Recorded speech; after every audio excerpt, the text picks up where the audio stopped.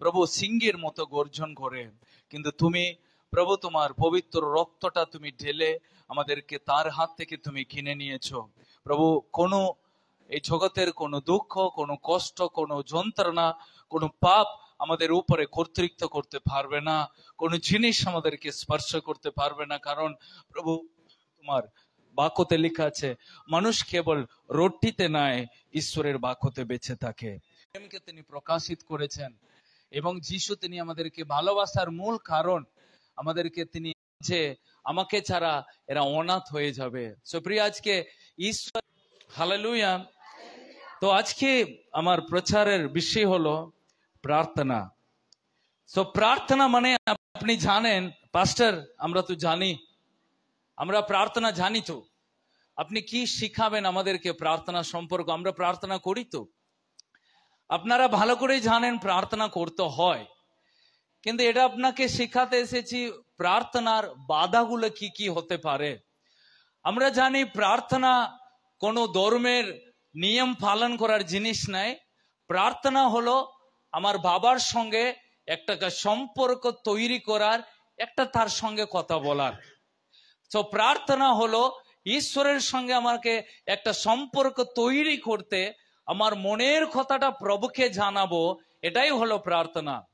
তো মুসলমান ও নামাজ করে, তো একটা হিন্দু ও মন্দিরে গিয়ে মন্ত্র পড়ে, এবং একটা খ্রিস্টিয়ান চার্চে গিয়ে ক্রুশ দেয়। কিন্তু প্রার্থনা এইগুলো নয়। প্রার্থনা যে কোনো ব্যক্তি যে কোনো জায়গায় যে কোনো পরিস্থিতিতে ও তার বাবার সঙ্গে তার মনের কথাটা বলতে পারে, কারণ এটাই প্রার্থনা। আমি বলবো, আমার বাবা আমার প্রার্থনা শুনবে। আমেন। এবং আমার বাবা আমার প্রত্যেকটা পরিস্থিতি তিনি জানেন, আমার প্রার্থনা তিনি শুনতে পারবেন। আপনি যে কোনো ভাষার ব্যক্তি বুঝতে থাকতে পারেন, আপনি যে কোনো গোষ্ঠীর ব্যক্তি হতে পারেন, কিন্তু প্রার্থনা একটাই, বাবার কাছে আমি বলবো আমার মনের কথা। তো অনেক সময় আমরা প্রার্থনাকে খুব কঠিন মনে করি। কেন জানেন? কারণ আমরা মনে করি ওটা একটা ধর্ম করতে হয়, একটা ধর্মকে, একটা মুসলমান, আমাকে নামাজ করতে হবে কারণ আমি একজন মুসলমান, আমাকে মন্দিরে যেতে হবে কারণ আমি একজন হিন্দু, তো আমি যিশুকে ডাকতে হবে কারণ আমি খ্রিস্টিয়ান। তো এইটা নাই, আমাকে প্রার্থনা একটা ধর্মকে পালন করার জন্য প্রার্থনা করতে নাই। কারণ যিশু আমাদেরকে প্রার্থনা শিখিয়েছেন। এ আমার যিশু মানে আমার ধর্মর পিতা বলে শিখায়নি, তিনি শিখিয়েছেন এ আমার স্বর্গীয়স্থ পিতা। তো আমার স্বর্গে থাকার একটা পিতার কাছে তার সন্তান তার হৃদয় খুলে কথা বলারই হচ্ছে আসল প্রার্থনা। তো অনেক সময় খ্রিস্টীয় বিশ্বাসীকে জোর করে বলতে হচ্ছে, এই প্রার্থনা করো। তুমি কি সকালে উঠে প্রার্থনা করেছো? না, এটা জোর করে করার জিনিস নাই। এটা একটা জিনিস, সেটা জোর করার দরকার নাই, ওটা এমনি আমার মন থেকে বেরিয়ে আসবে। তো আজকে আমরা সবাই সকালে উঠে দাঁত মেজেই আমরা চান করে চার্চে এসেছি। এমন একজন আছেন বিশ্বাসী সকালে উঠে দাঁত না মেজে চার্চে এসেছে? আপনি ভাবছেন হ্যাঁ কি জানি, তাড়াতাড়ি রেডি হলাম, বুঝতে পারছি না দাঁতটা মেজেছি নাকি। কিন্তু আপনারা দাঁত মেজেছেন, আমি প্রমাণ দিতে পারি। কিভাবে বলুন? কারণ আপনার দাঁতগুলো একদম চকচক করছে, অবশ্যই ভালো করে দাঁত মেজেছেন। আমেন। তো আপনাকে দাঁত মাজার জন্য কেউ প্রতিদিন আপনাকে হোয়াটসঅ্যাপ মেসেজ করে? আপনাকে কেউ বলে যে সকালে উঠে দাঁতটা মাজবি? তো এটা এমন একটা কাজ, এটা কেউ আমাকে শিখাতে হবে না। এটা একটা শারীরিক সুস্থতার জন্য এবং আমার মুখের দুর্গন্ধ যেন না ছাড়ো, এবং একটা ডিসিপ্লিন, প্রত্যেকটা দিন আমার শরীরটাকে আমাকে সূচি রাখতে হবে, ক্লিন রাখতে হবে, তার জন্য আমি দাঁত মাজি। তো প্রার্থনাও সেরকম একটা জোর করে কষ্ট করে করার দরকার নাই। তাতে আমার উপহার, তাতে আমার সুখ, তাতে আমার শান্তি, তাতে আমার আনন্দ। তাতে কেউ আমাকে বলুক না বলুক, কেউ আমাকে দেখুক না দেখুক, আমি যখন দাঁত মাজি গোটা পাড়াকে দেখিয়ে দাঁত মাজি, এই কাকা দেখো দাঁত মাজছি, এ কাকিমা দেখো একবার দাঁত মাজি। ঠিক তেমনি ও ও আমার আজকে পাস্টার এসেছে তাই চোখ বন্ধ করে আমাকে প্রার্থনা করতে হবে, আমি চার্চে এসেছি চোখ বন্ধ করে প্রার্থনা করতে হবে। বাড়িতে যাই হোক মোবাইল ঘাটতে ঘাটতে প্রার্থনা করলো প্রভু শুনে নেবে, এখানে ফেসবুক ঘাটতে ঘাটতে প্রার্থনা, প্রভু আমার প্রার্থনাটা শুনে নাও। নাই, আমি যেখানেই থাকি প্রার্থনাটা ঈশ্বরের সঙ্গে একটা ঘনিষ্ঠভাবে, আমি প্রভুর সঙ্গে আলাদা একটা সময় বার করে আমি হৃদয় খুলে তার সঙ্গে আমি কথাটা বলবো। আমেন। এটা কোনো বাধ্যতামূলক নয়, এটা একটা জোর করে নয়, এটা একটা ভাবার সঙ্গে সম্পর্ক। আমরা সবাই চাইবো আমরা ভালো সম্পর্ক করি। আমেন। আমরা সম্পর্কটা করার জন্য লোকদেরকে দেখি আমরা করব না। তো আজকে আমরা প্রার্থনার বাধাগুলো কি কি সেটা আমরা জানবো। কেন আমি প্রার্থনা করতে পারি না, তার কারণ অনেক, সেই কারণগুলো আজকে আমরা দেখব। কিন্তু তার আগে আমরা দেখি প্রার্থনার উপহারটা কি। পাশের জনকে বলুন, প্রার্থনার উপহারটা কি? বলুন, অনেক। তো আপনি বলুন, জল খেলে কি কি উপহার হয়? আচ্ছা, তাই? আর আর তো তার মানে আপনি লিস্ট করেই যাচ্ছেন আপনি, কারণ অনেক কিছু রয়েছে, আমি কোনটাকে বলবো, অনেক উপহার। তো ঠিক তেমনি একটা উপহারের জন্য আমি জল খাই না, অনেক উপহার। ঠিক তেমনি আমার প্রার্থনায় অনেক উপহার থাকে। সো প্রার্থনা একটা উপহারের জন্য করি না, প্রার্থনা একটাই আমাকে সব ধরনের ব্যবস্থা আমাদেরকে করে দেয়। আমেন। তো ওই জন্য যখন আপনি প্রার্থনা করবেন, আপনি ভাববেন না ও আমি অসুস্থ হলেই আমাকে প্রার্থনাটা করতে হবে, বাকি সময় প্রার্থনা করতে হয় না। অনেক সময় বাড়িতে পুরুষ মানুষ কি ভাবে, এই আমার বাড়ির গিন্নি ছাড়ছে যাচ্ছে, প্রার্থনা করলে হলো, মেয়ে ছেলে প্রার্থনা করলে হলো, বেটা ছেলে প্রার্থনা করার দরকার নাই, এরকম একটা মনোভাব থাকে। তো আর কিছু বাড়িতে ছেলে মেয়েরাও থাকে, ছেলে মেয়েদেরকে শেখানো হয় না প্রার্থনা করতে, মা প্রার্থনা করেনি, ছেলে মেয়েরা প্রার্থনা করে না। প্রিয়, সবাইকে প্রার্থনা করতে হবে। আমেন। সবাইকে প্রার্থনা করতে হবে, সব জায়গায় প্রার্থনা করতে হবে। কিন্তু একটা প্রার্থনা আমাকে অনেক উপহার এনে দেয়, তাতে আমি যেন প্রার্থনাকে যেন সর্বদাই করি। আমেন। তো তাই প্রার্থনা করব সবাই, প্রতিদিন করব, প্রত্যেকটা পরিস্থিতিতে করব, যিশুর নামে করব, যিশুর কাছে করব। ওকে, তো আমরা খুলি যাকবের পুস্তক অধ্যায় 5। যাকবের পুস্তক প্রার্থনা সম্পর্কে আমাদেরকে স্পষ্টভাবে শিখায়। যারা বাইবেল পড়তে জানেন বাড়িতে যাকবের পুস্তক পড়বেন, কারণ যাকবের পুস্তক আপনার জীবনটাকে না এই জগতের মাঝে সুখ আর শান্তিতে রাখতে আপনাকে সাহায্য করবে। যাকবের পুস্তক, ওকে, অধ্যায় 5, যাকবের পুস্তক অধ্যায় 5-এর 13 থেকে 18 পদ পর্যন্ত আমরা পড়ব। তোমাদের মধ্যে কেউ যদি দুঃখ কষ্টে থাকে তবে সে প্রার্থনা করুক, কেউ যদি সুখে থাকে সে স্তুতিগান করুক। তোমাদের মধ্যে যদি কেউ অসুস্থ হয়ে পড়ে তাহলে সে মণ্ডলীর প্রবীণদের ডেকে পাঠাবে, তাঁরা তাকে প্রভুর নামে তৈলাভিষিক্ত করে তার জন্য প্রার্থনা করবেন। বিশ্বাসপূর্ণ সেই প্রার্থনা রোগীকে সুস্থ করবে, প্রভু তাকে নিরাময় করবেন। সে যদি কোনো পাপ করে থাকে তবে সে ক্ষমা লাভ করবে। তোমরা পরস্পরের কাছে পাপ স্বীকার করো এবং পরস্পরের রোগ মুক্তির জন্য প্রার্থনা করো। ধার্মিকের প্রার্থনায় অনেক কাজ হয়, তার প্রার্থনায় প্রভূত শক্তি নিহিত হয়।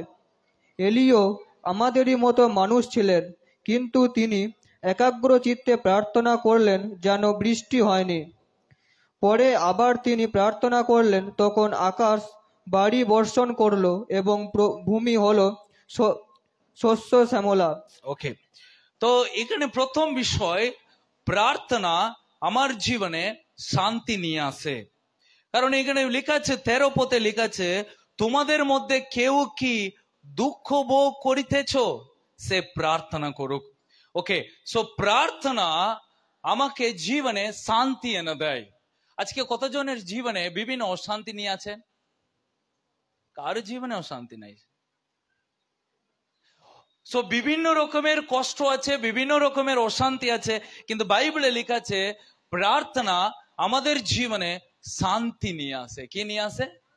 শান্তি নিয়ে আসে। এখানে লেখা আছে কেউ যদি কোনো দুঃখতে থাকে তাহলে আমি যখন দুঃখের মধ্যে দিয়ে যাচ্ছি, আমি যখন কষ্টের মধ্যে দিয়ে যাচ্ছি, তখন আমি কি করি? চিন্তা করি। তখন আমি কি করি? কাঁদি। তখন আমি কি করি? আমি হতাশা হয়ে যাই। তখন আমি কি করি? খুব চিন্তিত হয়ে যাই। তখন আমি কার সঙ্গে কথা বলতে ইচ্ছা হয় না? আমি কার সামনে আমি বসে আমি আনন্দতে দুটো করে খাবারই খেতে পারি না, কারণ আমি দুঃখে রয়েছি। কিন্তু বাইবেল বলছে দুঃখের সময় তুমি প্রার্থনা করো। কেন দুঃখের সময় প্রার্থনা করতে বলছে? কারণ তাহলে তুমি শান্তি লাভ করবে। হালেলুয়া। প্রিয়, অনেক সময় আমাদের দুঃখ আমাদেরকে একটা নেগেটিভ প্রভাব ফেলে। এই, তোমার জীবনে এতটা কষ্ট, এতটাই ব্যথা, তুমি ঠিক কি করে হবে? কিন্তু ভালো করে শুনবেন, প্রভু আমাদেরকে শিখিয়েছেন কষ্টের সময় তুমি কিন্তু চুপ করে থাকবে না, তুমি ঈশ্বরের দিকে তাকাও, তুমি প্রার্থনা করো। বাইবেলে একটা ঘটনা আছে যে একটা 38 বছর ধরে একটা রোগী, অনেক বছরের রোগী, অনেক বছর ছোট্টবেলা থেকে ওর রোগ, একদিন শুনলো যে যিশু ওর পথ দিয়ে এলেন এবং যিশু তাকে জিজ্ঞাসা করলো যে তুমি কি সুস্থ হতে চাও? সে বলল, হ্যাঁ প্রভু, আমি সুস্থ হতে চাই, কিন্তু আমি যতবারই সুস্থ হতে চাইছি ওই পুকুরে নামতে যাব, কিন্তু আমার আগে কেউ নেমে পড়ছে, তো আমি সুস্থ হতে পারছি না। যিশু জিজ্ঞাসা করলেন, আমি তোমাকে সুস্থ করব, তুমি কি হতে চাও? বলছে, হ্যাঁ প্রভু, আমি অবশ্যই হতে চাই। আপনি ভাবুন, 38 বছর ধরে একজনের ব্যক্তির জীবনে যিশু একদিন গিয়ে তাকে সুস্থতা প্রবেশ করেছেন, তাকে সুস্থতা তিনি দান করেছেন। 38 বছরের রোগী, ওর জীবনের কত নিরাশা, কত ব্যথা, কত যন্ত্রণা। অনেক সময় আমাদের জীবনে এই ধরনের ব্যথার যন্ত্রণায় আমরা বসে বসে লোকদেরকে দোষ দিতে শুরু করি, তোমার জন্য আমার কষ্ট, তোমার জন্য এই ব্যথা, তোমার জন্য আজকে আমার কপাল, তোমার জন্য আজকে যন্ত্রণায় বকি, তোমার জন্য আজকে একটা কষ্ট পায়। কিন্তু আমি বলি, কষ্ট যার দ্বারাই আসো, কিন্তু একজনের দ্বারাই সব দুঃখ বেরিয়ে চলে যেতে পারে। আমেন। যার দ্বারাই আপনার জীবনে কষ্ট আসতে পারে, কিন্তু একজনের দ্বারাই আপনার জীবনে সব দুঃখ দূর হয়ে যাবে। যাকব বলছে, তুমি যদি দুঃখে থাকো তাহলে তুমি কাঁদো না, তুমি প্রার্থনা করো। আমেন। আপনার পাশের জনকে বলুন, দুঃখের সময় তুমি প্রার্থনা করো। দুঃখের সময় তুমি প্রার্থনা করো, তাহলে প্রভু তোমার প্রার্থনা শুনবে। তাই সর্বদাই মনে রাখুন, দুঃখের সময় আমাকে প্রার্থনাটাকে গুরুত্ব দিতে হবে, আমাকে প্রার্থনায় বসতে হবে। আপনি ভাবেন আমাকে কেন প্রার্থনায় বসতে হবে, আমাকে কেন প্রার্থনা করতে হবে? প্রিয়, আপনি প্রার্থনার মূল্য যদি জানতে চান, প্রার্থনার মূল্য যদি আপনি জানতে চান, তাহলে আপনি আপনার কষ্টের সময় যিশুকে ডেকে দেখুন, যিশুর কাছে প্রার্থনা করে দেখুন। পিতর পুস্তকে প্রথম পিতর অধ্যায় 5:7 পদে কি লিখেছে? প্রথম পিতর অধ্যায় 5 সেখানে 7 পদে কি লিখেছে শুনুন, তোমাদের সমস্ত ভাবনার ভার তাহার উপরে ফেলিয়া দেও, কেননা তিনি তোমাদের জন্য চিন্তা করেন। তো কেন আমাদের চিন্তাকে আমরা নিজেরাই করি? কারণ আমরা ভাবি আমার চিন্তা কে করবে, ঠিক তো? আমার চিন্তাকে কে করবে? কিন্তু প্রভু বলছে, তোমার সমস্ত চিন্তার ভারকে তুমি কার উপরে দাও। কেন দেব? কারণ এখানে লেখা আছে, তিনি তোমাদের জন্য কি করেন। শুনুন, তিনির জায়গাতে কাকে বসান? যিশুকে বসাবেন। এবার বলুন, যিশু আমার জন্য চিন্তা করেন। বলি সবাই, যিশু আমার জন্য চিন্তা করেন। যিশু আমার জন্য চিন্তা করেন। আপনার জন্য কে চিন্তা করে? আপনার জন্য কে চিন্তা করে? আপনার জন্য কে চিন্তা করে? তাহলে এখানে লেখা আছে, আপনার জন্য যিশু চিন্তা করেন, তাই তোমাদের সমস্ত ভাবনার ভারকে তাহার উপরে তোমরা কি দাও? ফেলে দাও। এখানে লেখা আছে ফেলে দাও। ফেলে দাও মানে কি? দিয়ে দাও। তোমার কাছে রাখো না। তোমার কাছে রাখলে তুমি অসুস্থ হয়ে যাবে, তোমার কাছে রাখলে তোমার ঘুম হবে না, তোমার কাছে রাখলে তুমি জীবনে উন্নতি ভোগ করতে পারবে না, তোমার জীবনে কষ্ট তুমি যদি তোমার লাইফে যদি রাখো, তোমার জীবনে ঈশ্বর কোনোদিনও অলৌকিক কাজ করতে পারবে না। আমেন। আজকে প্রভু এমন কিছু বিশ্বাসীদের সঙ্গে প্রভু কথা বলছেন, তোমার চিন্তা ভাবনাকে তোমার কাছে রাখার কারণে তোমার জীবনে প্রশান্তি বেরোচ্ছে না। কোনো তুমি কষ্টটাকে তুমি বয়ে নিয়ে ঘুরছে বলে, কারণ তুমি প্রভুকে বিশ্বাস করতে পারছে না প্রভু আমার দুঃখ কষ্টটাকে নিতে পারে।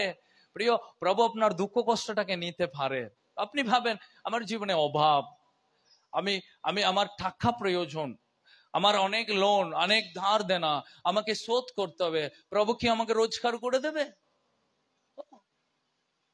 একদিন প্রভু আর বলল যে পিতর তুমি গিয়ে নদীতে জাল ফেলো না, তুই ছিপ ফেলো, একটা মাছ পাবে, মাছটাকে নিয়ে মুখটা খুলবে, তার মতো কয়েকটা পয়সা পাবে, ওই পয়সাটাকে নিয়ে গিয়ে তুমি ট্যাক্স পে করে দাও, তোমার জন্য ট্যাক্স পে করো, আমার জন্য ট্যাক্সটা দিয়ে দাও, বাকি খাবারের জন্য পয়সাটাকে ব্যয় করো, খরচা করো। কোথায় কার মুখে টাকা ছিল? মাছের মুখে টাকা ছিল। প্রভু বললে মাছের মুখ থেকে টাকাটা নিয়ে এসো, ওই টাকাটা নিয়ে যা সংসারের জন্য খরচা করো। আপনার জন্য প্রভু যিশুর জন্য মাছ রোজগার করছে। কে রোজগার করছে? মাছের মুখে টাকা। ওই টাকা কার মুখে আছে যিশু জানেন। আপনি আজকে ভাবছেন আমাকে পরিশ্রম করলে, আমাকে দিন রাত খাটালে আমি যে রোজগার করে নিয়ে আসবো, এই পকেটে পড়বো, নিচে সব পড়ে যাবে, গড়ে ঢুকে দেখবো কিছু নাই। পয়সাগুলো কোথায়? তুমি তোমার উপরে নির্ভর করে রোজগার করলে তো বাড়ি ঢুকতে ঢুকতেই সব পড়ে গেছে নিচে। অনেক সময় ওরকমই আমরা রোজগারি করি। কিন্তু প্রিয়, প্রভু বলেছে তুমি ওই মাছের মুখ থেকে পয়সা নিয়ে এসো। পিতর ভাববে বাহ কি আরাম জীবন রে, যিশুর পিছনে থাকলে তো লাটারি, আমাদের মাছকে রোজগার করতে পাঠাচ্ছে, মাছ টাকা নিয়ে আসছে, ওই টাকাটাকে ট্যাক্স পে করে আমরা আরামে থাকছি। কিন্তু আমি আর আপনি দিন রাত পরিশ্রম করি, দিন রাত চিন্তা করি, দিন রাত ভাবি আমাকে এই ধার দেনা, এই ধার দেনা, ধার দেনাও শোধ হচ্ছে না কোনোদিনও প্রভু আপনার দুঃখও দূর হচ্ছে না, চিন্তাও দূর হচ্ছে না। 15 বছর হয়ে গেল আপনি ওই জায়গাতেই বসে আছেন কেন? আজ প্রভু বলছে তোমার জন্য প্রভু যিশু চিন্তা করেন। প্রিয়, ওই চিন্তা আপনার ছেলে মেয়েদের জন্য যা কিছু চিন্তা করেন। আপনার ছেলে মেয়ের জন্য কি কি চিন্তা করবেন? আপনার ছেলে মেয়ের জন্য কি কি চিন্তা করবেন? কাকলি দিদি, তাকে ভালো পড়াশোনা দেব, ভেরি গুড। আর ভালো শিক্ষা দেব যেন সমাজে আমার ছেলে মেয়ে ভালো হোক। আর ভালো যেন ওর জীবন যেন উজ্জ্বল হোক, আর যেন ওর জীবনে সুখ হয়ে, যেন একটা মেয়ে হলে ওকে একটা ভালো ছেলের সঙ্গে বিয়েটা দেব, একটা মেয়ে ছেলে হলে ওকে যেন ভালো বউ নিয়ে আসবো। কে চিন্তা করে? আপনার বাড়িতে পোষানো কুকুর না বাবা মা? তাহলে বাবা মা তার ছেলেকে নিয়ে খুব চিন্তা করে। আপনি ভাবুন, সারাদিন বাবা মা চিন্তা করে। ঠিক তেমনি যিশু সারাদিন আপনার চিন্তা করেন। কিন্তু আপনি যদি তার কাছে গিয়ে যদি না বলেন প্রভু তুমি আমার জন্য চিন্তা করো, আমি এটা জানি, তাই আমি কার কাছেও যাইনি, যিশু আমি তোমার কাছে এসেছি, তুমি আমার সব চিন্তাভার তোমার কাছে দিতে বলেছো, আমি সব তোমার উপরে ছেড়ে দিয়েছি, আমি জানি তুমি আমাকে নির্দিষ্ট ঠিক সময় উত্তর দেবে। আপনার মন শান্তি লাগবে। আপনি প্রার্থনা করে দেখুন, আপনি আলখা হবেন। আপনি প্রার্থনা করে দেখুন, আপনার মন ঠিক থাকবে। আপনি প্রার্থনা করে দেখুন, আপনি বলবেন না কিছু হচ্ছে না, কিছু হবে না যতক্ষণ আপনার চিন্তা আপনার মাথায় নিয়ে ঘুরে বেড়ান, যতক্ষণ আপনার চিন্তাকে আপনি নিয়ে ঠিক করার চেষ্টা করুন, কোনোদিনও ঠিক হবে না। এ মোবাইল খারাপ হয়ে গেছে, আমি সারাদিন ভাগাতে চেষ্টা করছি, ঠিক করতেই পারলাম না। আমি গিয়ে মোবাইলের দোকানে দিলাম, ও 2 মিনিট হেরাম করলাম, মোবাইল ঠিক হয়ে গেছে। আমি শুধু ভাবছি কি হলো এটা, আমি ঠিক করতে পারলাম না কেন? আমি তো ইউটিউব দেখে ঠিক করতে চেষ্টা করলাম, আমার জ্ঞান চেষ্টা করছে, আমার বিশ্রামে কাজে লাগাচ্ছি, আবার বুদ্ধিকে কাজে লাগাচ্ছি, কিন্তু কাজ হলো না। কিন্তু ওই মেকানিক্যাল কাছে দিলাম, ও বসে বসে হ্যাঁ করলে ঠিক হয়ে গেল। কি করে? কারণ ও ইলেকট্রনিক সম্পর্ক ও ভালো করে পড়েছে, ঠিক তেমনি আমার লাইফের প্রত্যেকটা সমস্যার উত্তর তিনি জানেন, কিন্তু তাকে দিচ্ছি না। আমি নিজে স্ক্রু ড্রাইভার গিয়ে খুলছি আমার মনটাকে, আমি নিজের আর এইগুলো রেঞ্জ গুলো নিয়ে আমি ঠিক করার চেষ্টা করি। ওই জন্য গাড়ি চলছে না, ওই জন্য গাড়ি ভেঙে পড়ছে, ওই জন্য গাড়ি শুকিয়ে যাচ্ছে। কিন্তু বলি, আপনার জন্য যিশু চিন্তা করেন। হালেলুয়া। পাশের জনকে বলুন, যিশু আপনার জন্য চিন্তা করেন। প্রার্থনা শান্তি নিয়ে আসে। ওকে, 2 নম্বর বিষয়, প্রার্থনা সুস্থতা নিয়ে আসে। কি নিয়ে আসে? ওকে, পড়ি, ওখানে পড়ি, 14 পদ পড়ি, যাকবের 5:14 পদ। যাকবের 5:14 পদ পড়ি। কি লিখেছে? তোমাদের মধ্যে যদি কেউ অসুস্থ হয়ে পড়ে, যদি কেউ রোগগ্রস্ত হও, তাহলে সে মণ্ডলী প্রবীণদের ডেকে পাঠাবে, তারা তাকে প্রভুর নামে তৈলাভিষিক্ত করিয়া তাহার উপর প্রার্থনা করুন। ওকে, এখানে লেখা আছে যদি কেউ অসুস্থ হলে সে কি করতে হবে? প্রার্থনা করতে হবে। ওকে, এখানে বাইবেলে লেখা আছে যদি তোমার বিশ্বাস আমি ঈশ্বরের দাসকে নিয়ে আসবো, সে আমার জন্য প্রার্থনা করবে, সে প্রার্থনায় আমি সুস্থ হব। তো আলটিমেটলি প্রার্থনা আমাকে সুস্থ নিয়ে আসে, প্রার্থনায় আমাকে সুস্থ নিয়ে আসে, কারণ প্রার্থনাতে আমি কিন্তু নিরাময় লাভ করতে পারি। হালেলুয়া। তো আমি অনেক সমস্যায় ভুগছি, আমি অনেক রকমের অসুবিধায় ভুগছি। সুস্থতা এখানে দু প্রকারের সুস্থতা লেখা আছে। একটা হচ্ছে শারীরিক সুস্থতা, আর একটা হচ্ছে আত্মিক সুস্থতা। সো আত্মিক সুস্থতা কোনটা? সেটা হচ্ছে একটা মনের দুঃখ, একটা মনের যন্ত্রণা, একটা মনের ভিতরে এক রকমের অস্বস্তি ভাবটা, সেটাকে কে ঠিক করতে পারে? আপনি সারাদিন কাজ করবেন, কিন্তু সারাদিন কাজের মতো আপনি চিন্তায় কাজ করবেন, ওটা হচ্ছে আধ্যাত্মিক অসুস্থতা।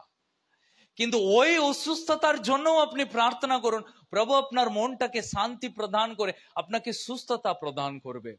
হালেলুয়া। তো আজকে আপনি যে কোনো দুঃখ আপনাকে যদি চেপে ধরে থাকে, যে কোনো অশুভ শক্তি আপনাকে চেপে ধরে থাকে, আপনি কি ভাবছেন একটা মাদুলি বাঁধলে ওটা ঠিক হয়ে যাবে? আজকে রিমেডিস যেটাকে বলি না, মানে একটার বদলে আর একটা জিনিস অনেক বেরিয়ে গেছে।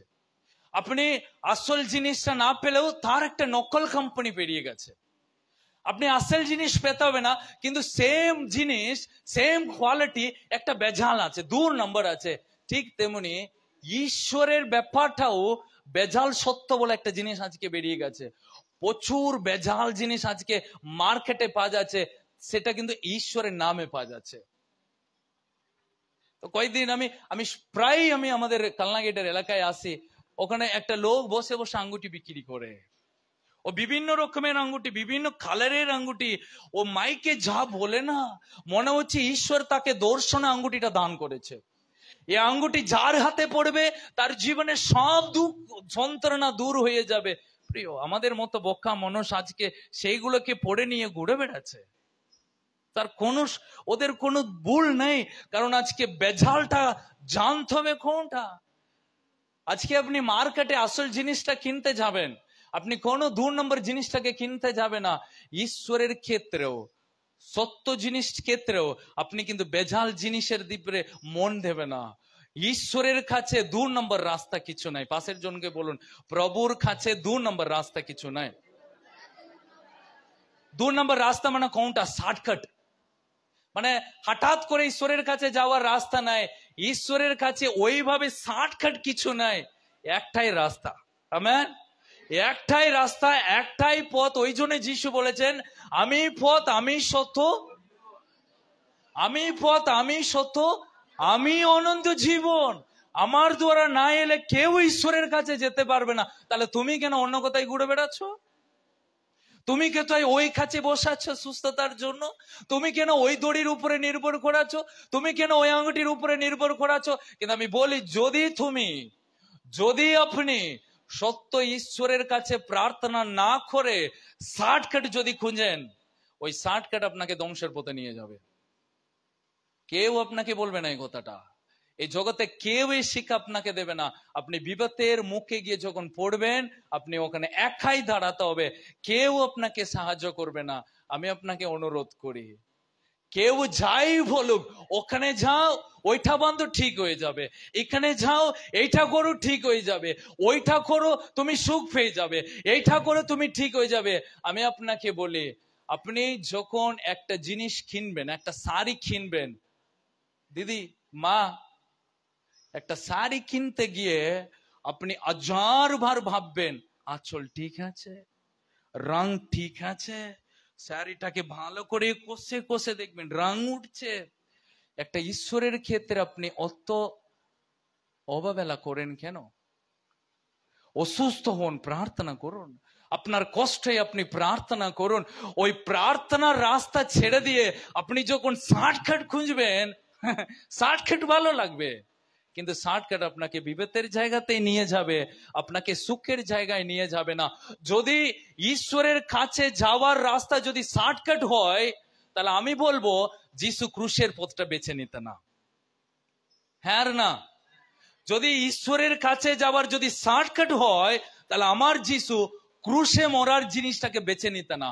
তিনি কেন ক্রুশে মরার জিনিসটাকে বেছে নিলেন? কারণ অন্য কোনো রাস্তা নাই উদ্ধারের জন্য, অন্য কোনো পথ নাই শান্তির জন্যই, অন্য কোনো পথ নাই সুস্থতার জন্য। তাহলে আজকে যদি কেউ আপনাকে বলে এটা করো, এটা বাড়িতে বাঁধো, এটা তুমি করতে যাও, সব ঠিক হয়ে যাবে, আমি আজ আপনাকে বলছি, আপনি আজকে ভালো করে খানে নেবেন, কোনো দড়ি, কোনো আঙ্গুটি, কোনো জিনিস, কোনো লেবু, যদি কেউ যিশুর নামে কিছু বলে, এই যিশুর নামে আঙ্গুটিটা দিলাম, পড়ো সুখে থাকবে। যিশু খাউক আঙ্গুটি দিনি, যিশু খাউক জল পোড়া দিনি, আমরা জল পোড়া দেয়, উপায় নাই, ওটা আপনাদের জোর করার জন্য আমরা দিই। কিন্তু আমি বাইবেলে কোথাও দেখতে পাই না যিশু জল পোড়া দেন। আপনি কোথাও দেখছেন যিশু? আজকে গণেশ দাকে দেখলাম আমার মায়া লেগে যায়, ও হাঁটু পেতে দুটো হাত বাড়িয়ে অত মানে জলকে এত সুন্দর প্রার্থনা করবে গণেশ দা, আমার কিরকম লাগে, প্রভু দাদাকে উদ্ধার করো তুমি। আপনাদের জন্য উনি বিপদে পড়ে গেছেন, জলের উপরে উনি পড়ে যাবেন, গড়াগড়ি হবে। কিন্তু আমি বাইবেলে দেখছি যিশু কোথাও জলের জন্য ওইভাবে প্রার্থনা করেনি। যিশু বলেছেন তোমার বিশ্বাস তোমাকে সুস্থ করেছে, তোমার বিশ্বাস তোমাকে চাঙ্গায়। প্রিয়, ওটা মাথা যন্ত্রণা হোক, ওটা অন্ধকে দৃষ্টি দেওয়ারই হোক, ওটা পাপের জিনিস হোক, ওটা মরণ থেকে বেরিয়ে আসারও, প্রভু একটা কথাই বলেছে, তোমার বিশ্বাস তোমাকে সুস্থ করেছে। যিশু বলেনি তোমার জলের বিশ্বাসে তুমি সুস্থ হলে বাবা, যিশু বললেন তোমার জলের বিশ্বাসে তুমি সুস্থ হয়ে গেলে। এটা গঙ্গার জলের মতো হয়ে যাচ্ছে না ব্যাপারটা? ওখানে থেকে একটা বাটালে ধরে নিয়ে এলো, আমি গিয়েছিলাম ওখানে থেকে জল ফেললাম, 10 টাকা করে নিয়ে চলে এলাম, খাও, খেয়ে ব্যাকটেরিয়াতে ভাইরাসে মর গাছাও। ওরকম ব্যাপার নাই যিশুর তেল আর প্রার্থনা। ওকে, ওটা ঈশ্বরের সমান তুলনা করতে হবে না। আবার কেউ কেউ জিজ্ঞাসা করে এই জলটা কদিন খেতে হবে পাস্টার? ঢেলে না মাথায় নিয়ে একবারই সব ঠিক হয়ে যাবে। আমি আপনাকে বলি, জলের উপরে বিশ্বাস নাই, জল কি করবে আপনাকে? আপনার হৃদয়ে যদি বিশ্বাস না থাকে, ওই জল আপনি যত বড়ই জল খান, ওটা যত দাম দিয়ে কিনে খান, ওই জল আপনাকে কিছু করতে পারবে না। আমেন। সো প্রার্থনাতে কিছু বিষয় স্পষ্ট হওয়ার দরকার। এখানে লেখা আছে তুমি অসুস্থ হো তুমি প্রার্থনা করো, তুমি অসুস্থ হো তুমি প্রভুকে ডাকো, প্রভু তোমাকে প্রার্থনা করে দেবে। বা তোমার সন্তান ঈশ্বরের দাস এসে তেল দিয়ে অভিষিক্ত করে দেবে, প্রভু তোমাকে সুস্থ করে দেবে। আমি বলতে পারি অসুস্থ থাকলেও আমি ঈশ্বরকে ভালোবাসতে পারি। কতজন বিশ্বাস করেন? প্রিয়, আমি হাঁটতে পারছি না, বাড়িতে শুয়ে শুয়ে আমি যিশুকে প্রার্থনা করতে পারি, পারবো না? ওকে, আমি আজকে প্রচুর জ্বর, 104 ডিগ্রি জ্বর, আমি মন্ডলে আসতে পারছি না, তাতে এটা নেই আমি বাড়িতে প্রার্থনা করতে পারবো না, এরকম কিছু আছে? প্রিয়, লোক বলে ওখানে গেলেই তুমি ঈশ্বরের দর্শন পাবে, কিন্তু বাইবেলে লেখা আছে যেখানে 2 এবং 3 জন আমার নামে মিলিত হয়ে থাকবে সেখানে প্রভু নেমে আসে।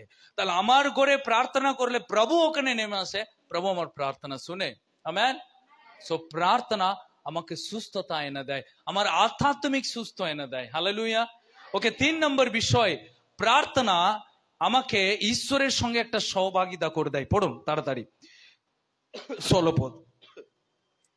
পদ। তোমরা পরস্পরের কাছে পাপ স্বীকার করো এবং পরস্পরের রোগ মুক্তির জন্য প্রার্থনা করো। ওকে, এখানে লেখা আছে, অতএব তোমরা একজন অন্যজনের কাছে আপন আপন পাপ স্বীকার করো। ওকে, কেন পাপ স্বীকার করো? পাপ স্বীকার করলে ঈশ্বরের সঙ্গে একটা সহভাগিতা হয়। আমেন। প্রিয়, ঈশ্বর আপনার কাছে জিজ্ঞাসা করতে আসেনি যে তুমি আমাকে কি ভালোবাসো। প্রিয়, আপনি পাপী মানুষ, ঈশ্বরকে ভালোবাসার মতো ভালোবাসা আপনার কাছে নাই। আজকে আমরা ঈশ্বরের কাছে আসি হাঁটুর ব্যথার জন্য যিশুর কাছে আসি। আমি হাঁটুর ব্যথা তাই যিশুর কাছে এলাম, কিন্তু কেউ যিশুর কাছে কোনোদিন এসেছেন আমি একজন পাপী, পাপের হাত থেকে বেরিয়ে আসার জন্য যিশুর কাছে এসেছি? না, কেউ নাই, খুব কম, 1 আর 2 জন। আমাকে যখন আমার বন্ধু যিশুর কথা বলে তোমার পাপের জন্য যিশু মরেছে, আমি জাস্ট ভেবে বলেছি এই কথাটা কেউ আমাকে কোনোদিন বলেনি। আমি পাপী, তার জন্য যিশু মরেছে।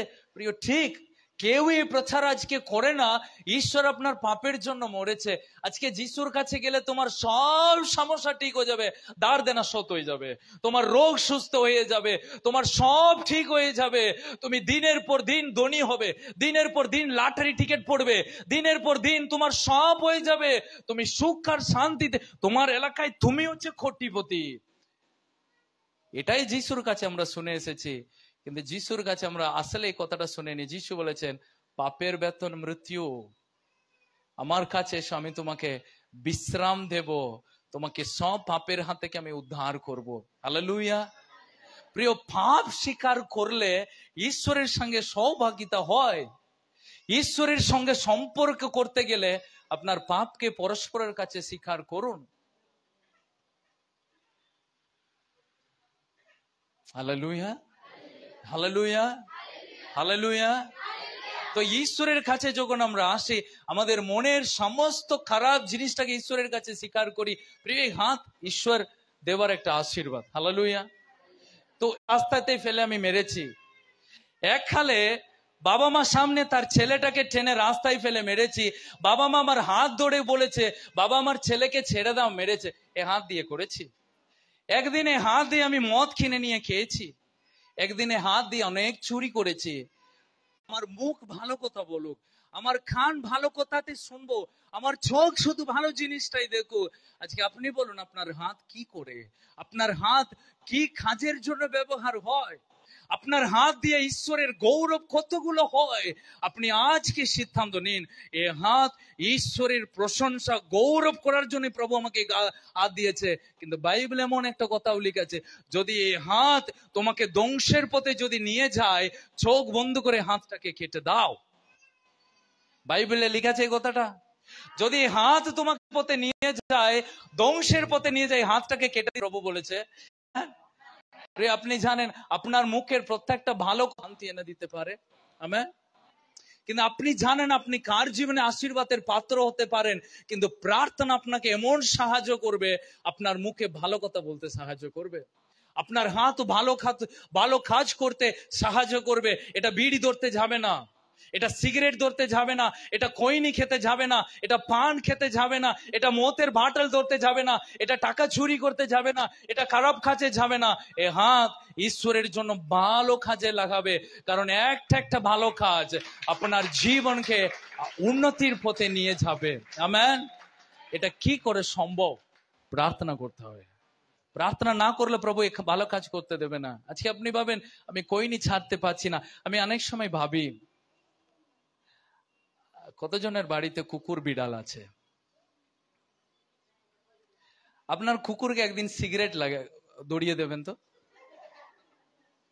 আপনার কুকুরকে কোনোদিন একটা কইনি খেতে দেবেন তো? কুকুর বিড়াল কোনোদিনও কইনি সিগারেট খায়? তারা না মুখটা গুড়িয়ে চলে যায়, কিন্তু আমি আর আপনি হা হা হা করে খাবো। আমি ভাববো ও অনেক ভালো রে, ওই পশু অনেক ভালো, ও ওর চেয়ে অনেক সময় আমি অত ছোট হয়ে যাই, এই নেশাগুলোকে আমি ঝোঁকন করি। কিন্তু প্রিয়, ঈশ্বর আপনাকে সেখানে থেকে উদ্ধার করবেন। আজকে আমি যখন বেরিয়ে এসেছি, যত ছেলে আছে সব নেশাগ্রস্ত ছেলে এখানে। আমার বান পাশে যত লোক বসে আছে এরা সবই 2 নম্বর। আজকে প্রভু আমার দ্বারা 1 নম্বর বানিয়ে রেখেছে। এই সব বিড়ি সিগারেট খাওয়ার মাল, এই সব। ওদের গল্পগুলো আলাদা করে শুনবেন। ওরা কেউ আজকে সাদা জামা পড়েছে বলে মনে করবে না জন্ম থেকে সাদা জামাই পরে এসেছে। এরা সব অন্য জামা পড়ার লোক। কিন্তু প্রভু আমার দ্বারাই তাদেরকে নাম্বার 1 বানিয়েছে। আমেন। কেন জানেন? কারণ আমি বুঝেছি ওই জিনিস আমাকে কতটাই খারাপ করেছে। ওই জন্যে আমি সুসমাচার ওই ধরনের ছেলেদেরকে নিয়ে গেলাম, আর ওরা সব সাদা হয়ে গেছে। আপনি ভাবেন, আজকে আপনি যদি ওরকম হন, আপনার মধ্যে দিয়ে কত লোক সাদা হতে পারে। কিন্তু আপনি একটা নেশা করার জন্য কতজন আপনাকে দেখে, আপনার কাছে থেকে মুখ ঘুরিয়ে চলে যায়। আপনি নেশা করার জন্য আপনার বাড়িতে একটা ছোট্ট বাচ্চার লাংস ক্ষতি হয়, আপনার ছেলে মেয়েদের লাংস ক্ষতি হয়। বিড়ি সিগারেট খাবার সময় ভালো করে ভাববেন দাদারা, কইনি খাওয়ার সময় ভালো করে ভাববেন। একবার মদ ক্যান্সার হয়ে গেলে ওই ক্যান্সারটাকে ঠিক করতে আপনাকে কেমো নিলেও কাজ হবে না। সবচেয়ে বেশি মদ ক্যান্সার হয় বেঙ্গালে। সিএমসি ভেলুরে যান, বেশি ক্যান্সারের পেশেন্ট বেঙ্গল থেকে যায়। কারণ গোটা দেশে বেশি কইনি খাওয়ার, পান খাওয়ার লোক হচ্ছে বেঙ্গল লোক। কিন্তু আমি বলি প্রিয়, আপনার সুযোগ এই সমাজকে পরিবর্তন করতে। প্রার্থনা করুন, প্রভু আপনাকে ওই চিন্তা দেবেন। আপনি ওই ধরনের লোকদের কাছে কথা বলবেন। আপনি ভাবেন ও কইনি কাছে আমার কথা শুনবে না, আপনি প্রার্থনা করুন, প্রভু আপনাকে অভিষেক দেবে। ওই অভিষেকে একজন খারাপ ব্যক্তিকে কথা বলুন, আপনার কথা শুনে ও নেশা ছেড়ে দেবে। ওর বউ বললে শুনবে না। আমার মন্ডলীতে অনেক দিদিরা বলে, আমি বলে শুনলো না পাস্টার, আপনি বললেন আমার স্বামী কি করে শুনলো?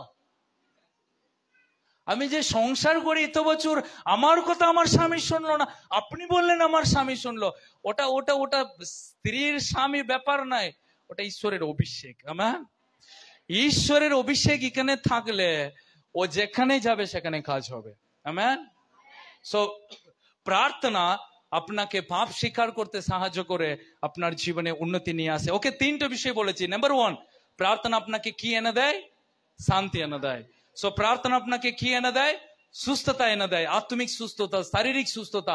প্রার্থনা আপনাকে কি এনে দেয়? ঈশ্বরের সঙ্গে একটা সৌভাগিতা এনে দেয়। এবার আপনাকে বলবো প্রার্থনার বাধাগুলো কি কি। ওকে, এটা খুবই গুরুত্বপূর্ণ।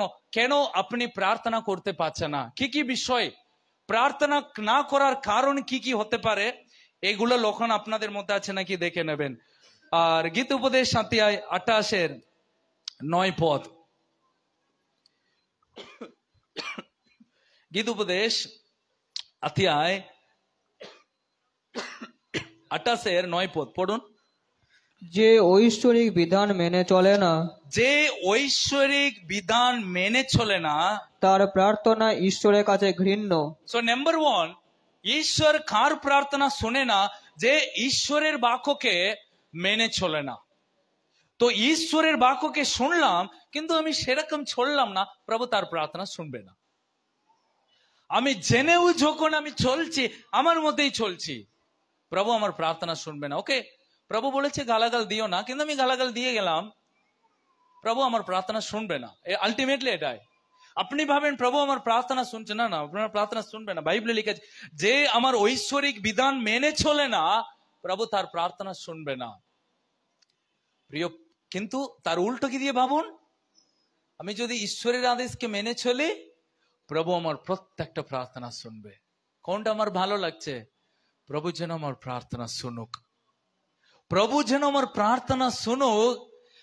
কারণ আমার সুখ আর শান্তি যখন এই পরে, তাহলে আমি ওই পরে যাওয়ার জন্য কেন চেষ্টা করব?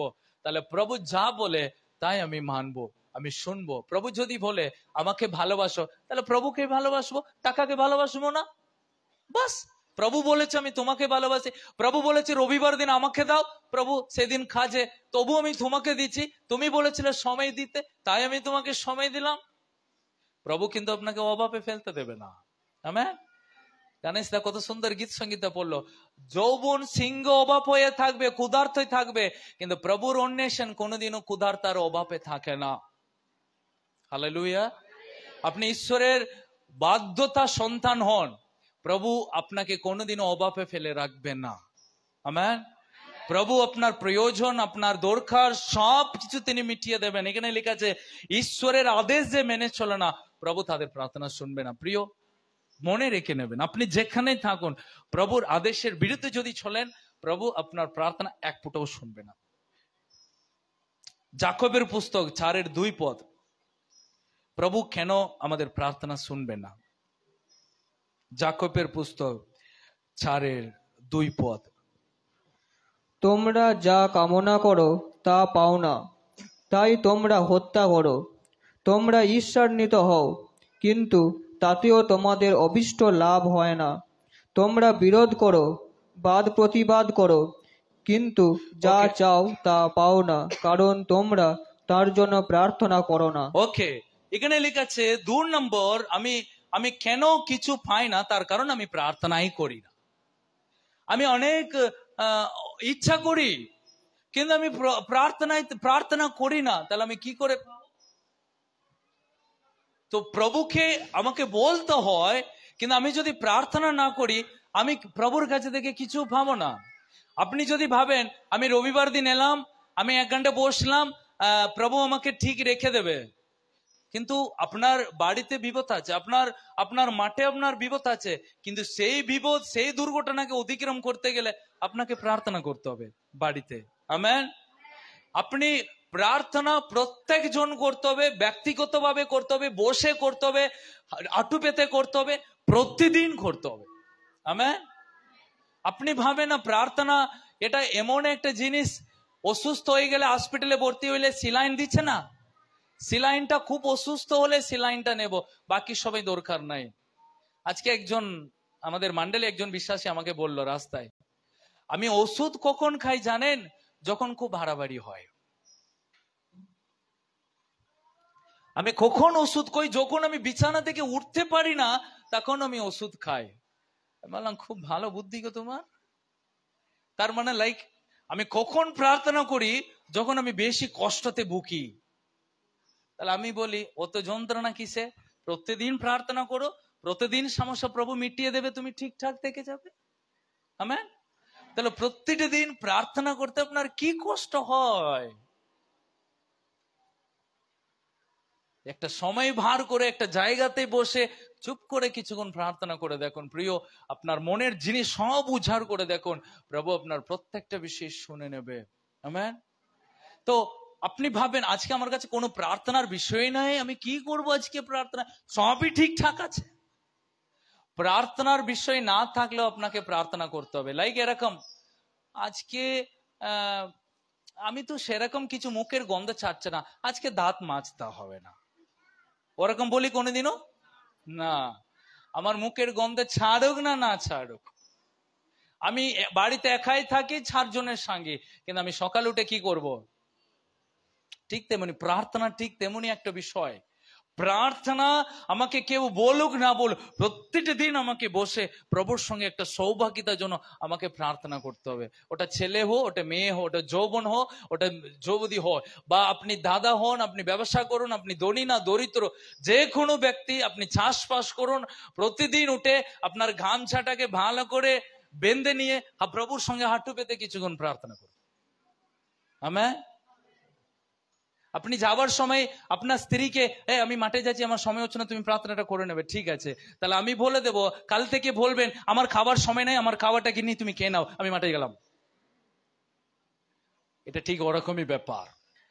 আমার আমার আমার সমস্ত খাবার আমার স্ত্রী খেয়ে নিল, আমি না খেয়ে মাঠে চলে গেলাম, ওখানে অজ্ঞান হয়ে ডিহাইড্রেশন হয়ে পড়ে যাবে, তোমাকে আইসিইউতে শিফট করতে হবে। যখন তুমি ওইভাবে চলবে প্রার্থনা না করে, এমন একটা জায়গায় বিপদে পড়বে, ওখানে থেকে সোজা আইসিইউতে তোমাকে যেতে হবে। হা, তোমার জন্য তোমার স্ত্রীও কাঁদতে হবে। কিন্তু দাদার দিদি ভাই বোন প্রত্যেক দিন প্রার্থনা করুন। সো আমার প্রার্থনার বাধা, আমি যদি প্রার্থনা না করি, ওটা হচ্ছে সবচেয়ে বড় বাধা। ওকে, পরে 4:3 পড়ো। তোমরা প্রার্থনা করলেও তা পাও না, এবার আর একটা ঝামেলা, তোমরা প্রার্থনা করলেও পাও না কেন? কারণ তোমরা মন্দ উদ্দেশ্যে হুম, তোমাদের কামনা বাসনা পূরণের জন্য প্রার্থনা করে থাকো। ওকে, এবার একটু জটিল হয়ে গেছে। পাস্টার আপনি প্রার্থনা করুন করুন বললেন, এখানে লেখা আছে প্রার্থনা করলেও পাবে না তোমরা। এটা কারণ আছে, কারণ তোমরা তোমার নিজের ইচ্ছা পূর্ণ করার জন্য, লাইক এরকম, প্রভু কালকে আমি কলতলা গেলাম, ও আমাকে এমন কথা শুনিয়েছে, প্রভু ওই দেখ কলতলা যাও, এক্ষুনি পড়ক নিচে। ও বাবা, এটা প্রার্থনা? এই প্রার্থনা প্রভু কখনো শুনবে না গো। প্রভু আমাকে এমন খারাপ ক্ষতি করেছে, আমি দেখতে চাই, আমি যত প্রার্থনা করব তত ওর লাইফে ক্ষতি হোক প্রভু, আমি না হলে তোমাকে ছাড়বো না রে। প্রভুকে অত লোক মারলো, তিনি তবু তাদেরকে ক্ষমা করে মরলেন। তুমি পাশের বাড়ি ক্ষতি হওয়ার জন্য প্রার্থনা করছো?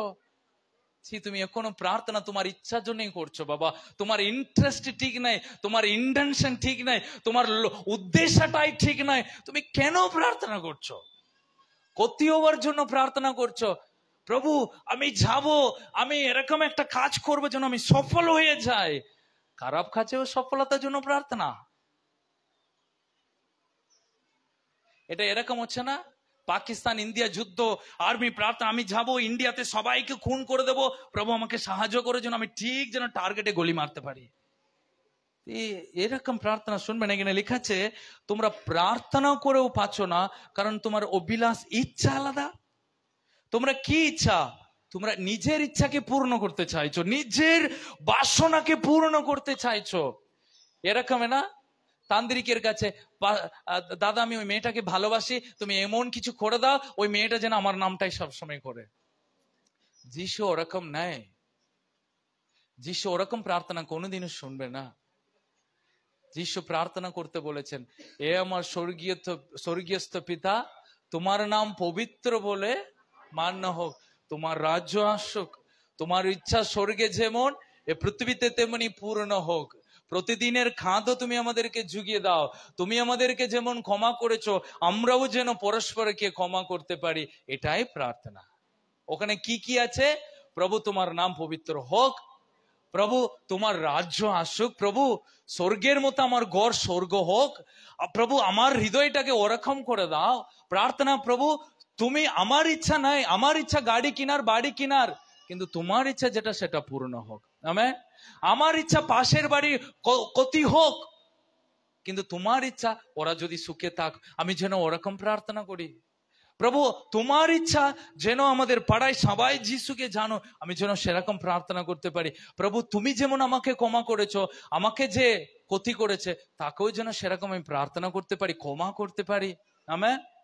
এগুলো করবেন না তো আপনারা? এগুলো খুব কঠিন। ও ক্ষমা করতে আমি পারবো না পাস্টার, বাকি সব আপনি 1000 টাকা বলুন দিতে পারবো, কিন্তু ক্ষমা করতে বলুন ওটা গায়ে লাগে। প্রিয়, প্রভু বলেছে তুমি যেমন আমাকে ক্ষমা করেছো আমিও যেন পরস্পরকে ক্ষমা করি। প্রিয়, প্রার্থনা করুন প্রভু আপনাকে ক্ষমা করার ক্ষমতা দেবে। আমেন। আপনাকে ক্ষমা করার হৃদয় দেবে, আপনি ক্ষমা করতে পারবেন। কারণ বাইবেলে লেখা আছে যে আপনার উদ্দেশ্য ঠিক নয়, আপনি নিজের কামনাকে পূর্ণ করার জন্য প্রার্থনা করছেন, প্রভু এই প্রার্থনা শুনবে না। ওকে, পরে যখন পুস্তক 9:31 পদ, আর দুটো বিষয় আছে প্রার্থনার বাধা। 9:31 পড়ো।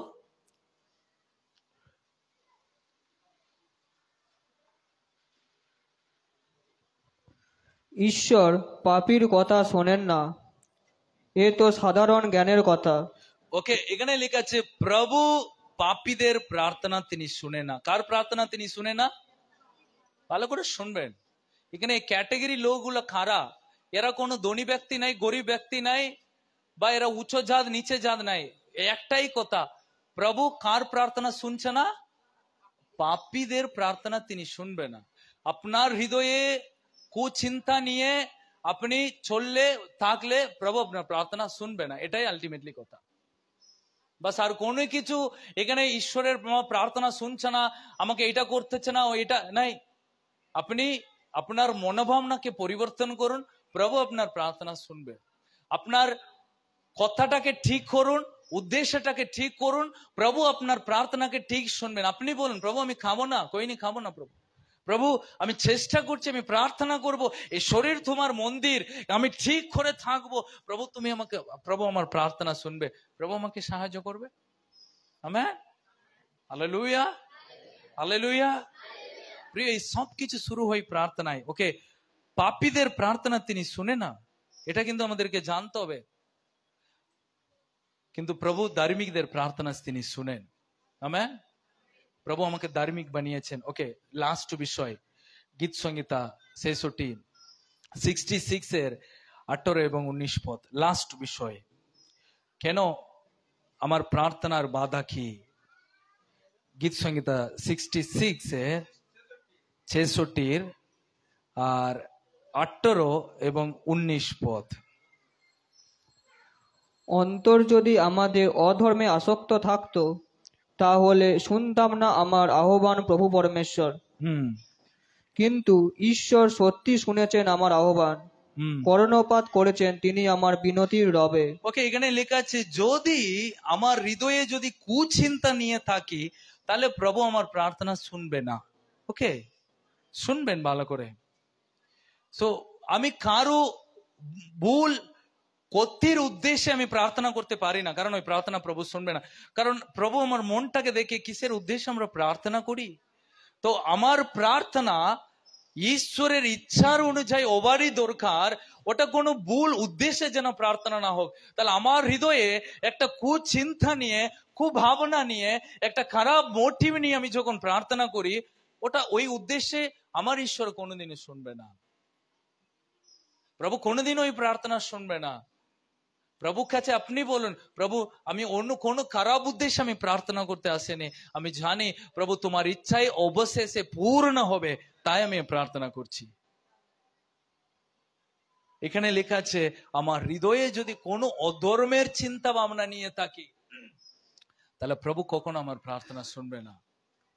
প্রিয়, এটাও সবচেয়ে বড় বাধা। আমার হৃদয়ে কখনো আমি ওই কুচিন্তা নিয়ে প্রার্থনা করার প্রয়োজন পড়বে না। কাউকে ক্ষতি করার প্রার্থনা আমার করার দরকার নাই। তো এবং আমার মনোভাবনাটাকে যখন আমি ঠিক করতে পারছি না, আমি প্রভুকে বলতে পারি, প্রভু তুমি আমাকে সাহায্য করো। প্রভু আপনার হৃদয়টাকে স্থির করে দেবেন। আমেন। আপনার মনের ভিতরে একটা স্বস্তি, একটা শান্তি তিনি প্রদান করে দেবেন। আমার বাইবেলে একটা বাক্য খুব ভালো লাগে, আমি আমি আমি যতবার প্রার্থনা করি ওই বাক্য আমি বলি, ওটা একটা সিক্রেট, প্রার্থনায় প্রভুর মনটাকে স্পর্শ করতে। হিব্রু পুস্তক অধ্যায় 2। আমি যতবার প্রার্থনা করি, আমি এই বাক্যটা আমার মুখ থেকে বেরবে। আমি মনে করি প্রভু এই প্রার্থনাটা, আমাদের প্রার্থনা শোনার কারণ এই জন্যই এই বাক্যটা আমি প্রত্যেকটা মুহূর্ত বলি। ওকে, 2:18 পদ। তিনি নিজে প্রলোভনের অগ্নি পরীক্ষার, সবাই খুলে নি বাইবেলে হিব্রু পুস্তক অধ্যায় 2, নতুন নিয়মে হিব্রু পুস্তক অধ্যায় 2:18 পদ। সবাই খুলি, সবাই যেন বাইবেলে ওই বাক্যটা যেন দেখতে পারেন যখন পড়বো আমরা। হিব্রু পুস্তক অধ্যায় 2 একবারই শেষ পদ, 18 পদ। হ্যাঁ, শুনি। তিনি নিজেই প্রলোভনে অগ্নি পরীক্ষার মধ্য দিয়ে গিয়েছেন বলে যারা এখন প্রলোভনের সম্মুখীন হচ্ছেন তাদের সাহায্য করতে তিনি সক্ষম। এখানে লেখা আছে যিশু নিজেই অগ্নি পরীক্ষার মধ্যে দিয়ে গেছেন। ওকে, আজকে আমি অভাবের মধ্যে দিয়ে যাচ্ছি, যিশু নিজেও অভাবের মধ্যে দিয়ে গেছে। আজকে আমি রোগের মধ্যে দিয়ে যাচ্ছি, যিশু রোগের মধ্যে দিয়ে গেছে। আজকে আমার কাজের জায়গায় আমি প্রচুর অপমানিত হচ্ছে, যিশু সেইভাবে অপমানিত হয়েছেন। লোক আপনাকে যখন ঘৃণা করেছে, যিশুকেও লোক ঘৃণা করেছে। যখন আপনার কথা কেউ শুনেনি, যিশুর কথাও কেউ শুনেনি। প্রত্যেকটা হ্যারাসমেন্ট আমি যেমন হয়েছে, যিশু হয়েছেন। এখানে প্রমাণ আছে বাইবেল। কেন আমি যিশুকে ভালোবাসি তার কারণ আছে, কারণ আমার প্রত্যেকটা কষ্টটাকে বুঝার একজনই তিনি, আর কেউ বুঝবে না। আর কোন দেবতা বুঝার ক্ষমতা নাই। কেন? ইনি একজনে হ্যারাসমেন্ট হয়েছেন, লজ্জিত হয়েছেন, যন্ত্রণা ভোগ করেছেন, লোক তাকে অনেক, এমনকি জাত হিসাবে তাকে সাইডে রেখেছে। সমরের নারী বলেছে, তুমি একজন যুগদি জাত, আমার কাছে জল চাইছো, লজ্জা নাই? জাতের জন্য যিশুকে নেগলেক্ট করা হয়েছে, সেই অপমানিত হয়েছেন যিশু। সো আজকে সমাজের মাঝে যা কিছু অপমানিত হয় আমি, যিশু সব অপমানিত সহ্য করেছেন। সবচেয়ে বড় সাহস আমার এটাই, বাইবেলে লিখে সেকেন্ড পার্ট, তিনি নিজেও গেছেন বলে আজকে যারা সেই ধরনের কষ্টের মধ্যে দিয়ে যায় তাদেরকে সাহায্য করতে তিনি সক্ষম। বাহ, আর কি লাগবে? আর কোন ভাগ্য শাস্ত্র আপনার লাগবে? তিনি আপনাকে সাহায্য করতে সক্ষম, তিনি আপনাকে হেল্প করতে রেডি, তিনি আপনার পাশে দাঁড়াতে রেডি, তিনি আপনার হাত ধরতে রেডি, আপনার কষ্টটাকে সরাতে রেডি। কেন? তিনি আমাদের মধ্যেই কষ্ট যন্ত্রণা ভোগ করেছেন। তাতে প্রার্থনা করতে আমার কোনোদিনও কষ্ট হয় না, প্রার্থনা করতে কোনোদিন আমার বোর লাগে না, প্রার্থনা করতে কোনোদিনও আমার কষ্ট লাগে না, প্রার্থনা করতে কোনোদিনও আমি বিফল হয় না।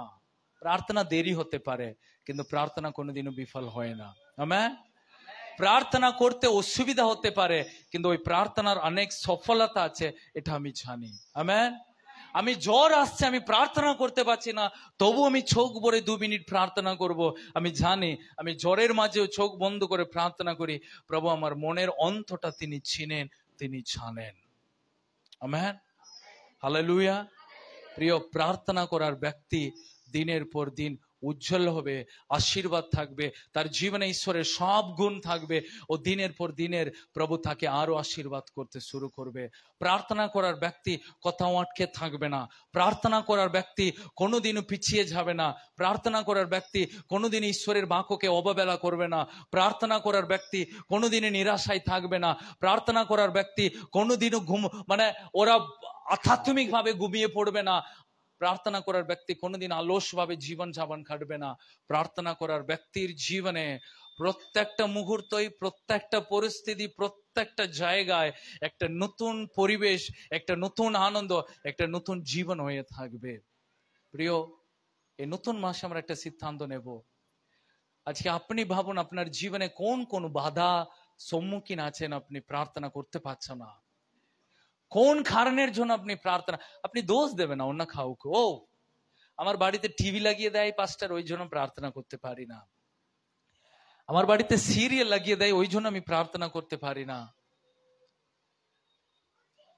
আমি 2 মিনিট প্রার্থনা করতে, সিরিয়াল আমাকে কোনোদিন আটকাতে পারবে না।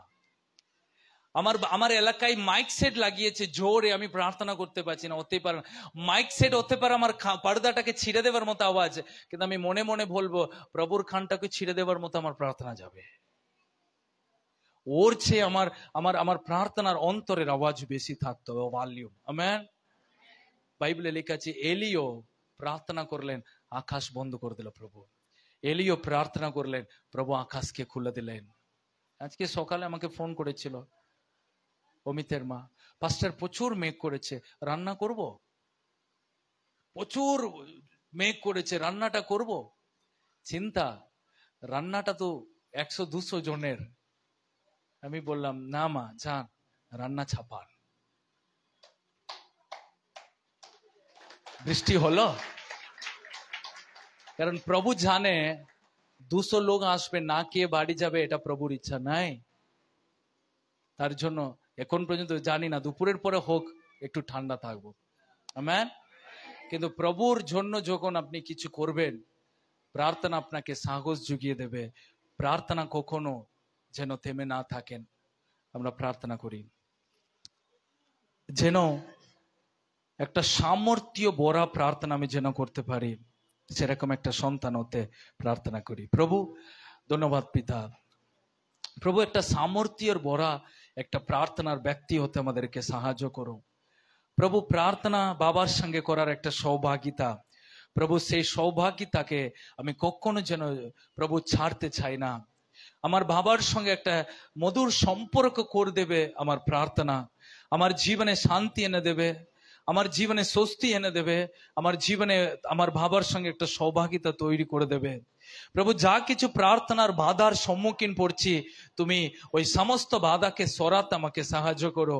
আজকে যে কোনো বাধার সম্মুখীন আমি যদি দাঁড়িয়ে থাকি, এই জন্য আমি প্রার্থনা করতে পারছি না, আমার এই কারণের জন্য আমার প্রার্থনা হচ্ছে না, প্রভু সেই বাধাকে আজ আমার জীবন থেকে তুমি সরিয়ে দাও। প্রভু, সেই বাধাকে আমার পরিবার থেকে তুমি সরিয়ে দাও, সেই জিনিসটাকে আমার মন থেকে তুমি সরিয়ে দাও। আমি জানি আমি আজ থেকে প্রভু আমি এমন প্রার্থনা করব, সমস্ত বাধাকে কাটিয়ে পেরিয়ে আমি একটা প্রার্থনার সন্তান হব, আমি একটা প্রার্থনায় বরার একটা আত্মাতে নিয়ে গুড়ার ব্যক্তি হব রাজা। প্রভু, সে প্রার্থনা হৃদয় নিয়ে আমি প্রভু প্রার্থনা করার ব্যক্তি হব, প্রার্থনাতে নিয়মিত ভাবে আমি থাকতে তুমি আমাকে সাহায্য করো। প্রভু গো, একটিবার তোমার প্রার্থনার আত্মাকে তুমি প্রদান করো, একটিবার তোমার প্রার্থনার আত্মাকে এই জায়গাতে তুমি বর্ষিত করে দাও। আজকে যারা আমাকে প্রার্থনার আত্মা দাও, আমি প্রার্থনা করতে বসবো, আমি প্রার্থনা করতে শিখবো, আজকে প্রভু তোমার আত্মাকে তুমি দান করে দাও। এক্ষুনি তোমার পবিত্র আত্মা তাদেরকে প্রভু তুমি স্পর্শ করে দাও রাজা। এই মুহূর্ত থেকে প্রার্থনা করার একটা ইচ্ছা প্রবেশ করবে, এই মুহূর্ত থেকে প্রার্থনাতে বসার একটা মন তাদের হৃদয়ে বসবে। আজ থেকে ও প্রভু, আমি অল্প গুণে প্রার্থনায় সন্তুষ্ট যেন না হয়, অল্প গুণের প্রার্থনায় আমি সন্তুষ্ট যেন না হয়। আমার হৃদয় খুলে, আমার মন খুলে আমি প্রভুর কাছে অনেক গুণ বসে আমি গল্প করব, আমি কথা বলবো।